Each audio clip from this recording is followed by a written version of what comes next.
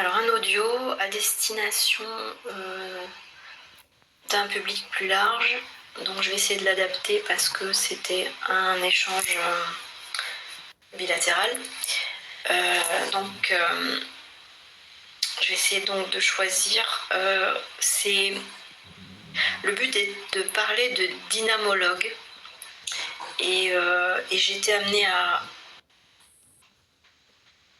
voir émerger ce mot au milieu d'un échange. Et puis ce mot m'a été rappelé en écoutant une interview de Thierry Tournebise qui a développé une approche de la psychologie de la pertinence qui s'appelle la maïeusthésie. Et donc le mot dynamologue, en fait, c'était imposé dans un échange lorsque quelqu'un parlait de monologue dans le dialogue. Et puis du coup, le dynamologue est sorti en émergence de monologue dans le dialogue parce que dans monologue dans le dialogue, j'entendais la notion de deux monologues qui résonnent en ping-pong dans le dialogue. Pas de monologues qui sont totalement séparés l'un de l'autre en fait. Donc c'était un principe dynamique dans le logos. Et donc c'est la dynamique du verbe dans l'altérité en fait. Voilà, je vous partagerai de toute façon l'interview de Thierry Tournebise pour que vous voyez les éléments qui m'ont amené à avoir des réflexions. Voilà, je vais pas tout partager, évidemment, je vais essayer de partager que ce qui est pertinent. Je cherche. Alors voilà, je réalise que Thierry Tournebise donc, a activé en moi le programme d'harmonie, bien plus que Bernard de Montréal. Le programme source d'harmonie est en nous tous. Ça prend d'être un capaciteur, finalement, qui est un état non inné, mais découlant de saturation chromatique mécanique. Donc, puisqu'elles sont mécaniques, elles adviennent, donc il n'y a aucun mérite qui viendrait ajouter une validation à l'image de soi de manière objective. Par contre, de manière subjective, il est transmutatoire d'observer quand même, avec le vitriol alchimique, dans le même temps, toutes les projections de la recherche de validation qui accompagnent tous les mouvements. Même quand le programme d'harmonie s'active, s'exécute, il y a toujours le programme de survie à côté. Donc il y a toujours des projections qui essaient de venir. Le tout, c'est de ne pas les rejeter, de ne pas les catégoriser, les juger bien mal ou quoi. C'est de les accepter comme étant des projections, voilà, tout en comprenant les mécanismes de la projection qui sont issus du programme de survie de l'espèce.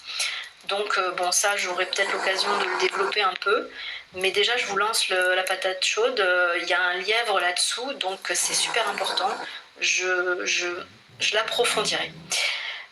Donc, toutes les projections accompagnent les mouvements. Que les mouvements soient issus du programme survie de l'espèce ou que les mouvements soient issus du programme d'harmonie qui est plus fondamental. Le programme d'harmonie, il est protonique. Et ensuite, il y a des fractales à ce programme d'harmonie qui sont dans le nuage électronique autour du noyau. Donc les deux types de programmes sont concomitants, donc sont activés en même temps tout le temps. Ensuite, la présence à ce qui est, donc on va développer à force de saturation, et se déroule donc avec un minimum de jugement bien mal et permet un émerveillement de l'accompli de l'autre comme de l'accompli de soi. Et d'ailleurs, c'est peut-être même bien plus facile de s'émerveiller de l'accompli de l'autre que de l'accompli de soi.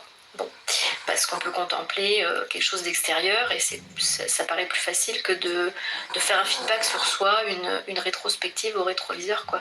Donc voilà. Le vide permet un état de contemplation atemporel. Ça fait que par exemple, on peut passer 8 heures avec quelqu'un, avoir la sensation que c'était comme une heure qui s'est passée. On peut aussi inscrire le vide dans une continuité dans les éphémères qui révèle la beauté de l'être même au milieu du pire. Donc c'est quand même assez sympa la notion du vide et non pas la notion de vacuité totale, absolue, qui sert à rien dans l'incarnation, quoi. Je veux dire, on n'est pas là, à mon sens, hein, pour vivre la vacuité dans l'incarnation. De toute manière, c'est un fantasme qui est impossible à réaliser, donc ça mérite d'être abandonné quand même. Ensuite, là c'est pas forcément pertinent, voilà. Alors ensuite, dans une partie un peu plus éloignée de l'interview de Thierry Tournevis, je réalise que être communicant dans l'altérité aux autres ou à l'esprit, qui bombarde tout le temps, hein. L'esprit bombarde tout le temps, les autres bombardent tout le temps par les égrégores du subconscient collectif ou par la communication directe. Donc être communicant, c'est comme ouvrir une porte. Et en électricité, c'est peut-être une sorte de commutation qui fait qu'on va faire... qu'on va jointer deux trucs. Donc c'est une ouverture de porte qui en fait est une jointure qui permet à un courant électrique de circuler. Donc notamment dans le cas de l'esprit qui bombarde tout le temps, mais on ne le capte pas toujours. Donc si on devient capaciteur à la communication, ça veut dire qu'on va ouvrir une porte, on va commuter. Et on va permettre à l'esprit de passer. Bon, je sais pas. De toute façon, il faut que j'approfondisse l'histoire d'électricité parce que je maîtrise pas toute la terminologie des phénomènes électriques. Je pense que c'est super important. Par contre, je vais le faire. Donc, dans les prochaines vidéos, je pense que j'intégrerai ça parce que au niveau de la parole, c'est super important de comprendre comment fonctionne l'électricité parce que ça fait partie des lois de l'esprit en fait. Donc ensuite, la concomitance du besoin d'harmonie, donc du besoin qui correspond au programme source du proton, qui est donc le programme d'harmonie, et ensuite du besoin de valeur, qui lui correspond au sous-programme électronique de survie de l'espèce, s'oppose pendant tout un temps. Et ce temps-là correspond à la construction de la personnalité. Et la construction de la personnalité, elle participe à la cohésion sociale et donc à la survie de l'espèce parce que la société garantit une certaine sécurité aux individus. Donc ça s'oppose pendant un temps, donc le temps de la construction de la personnalité, puis ça vient se compléter dans la relation au fur et à mesure qu'on passe à la deuxième étape de la construction de la personne, donc dans l'individuation de toutes les parties qui participent à la relation. Donc ensuite, ce besoin de valeur qui participe au programme de survie de l'espèce, il participe donc aussi à être un substrat collectif et individuel, c'est-à-dire une structure d'accueil où le besoin d'harmonie qui correspond donc au programme d'harmonie du proton va pouvoir éclore dans la matière, c'est-à-dire le verbe va pouvoir se faire chair parce qu'il y a les substrats suffisamment forts pour faire passer le courant électrique en fait, et un certain ampérage graduellement de plus en plus fort du courant électrique. Et donc ça se fait dans l'activation du programme source dans la matière. Et il correspond, ce programme source, aux besoins ontologiques d'harmonie que nous avons tous. Voilà.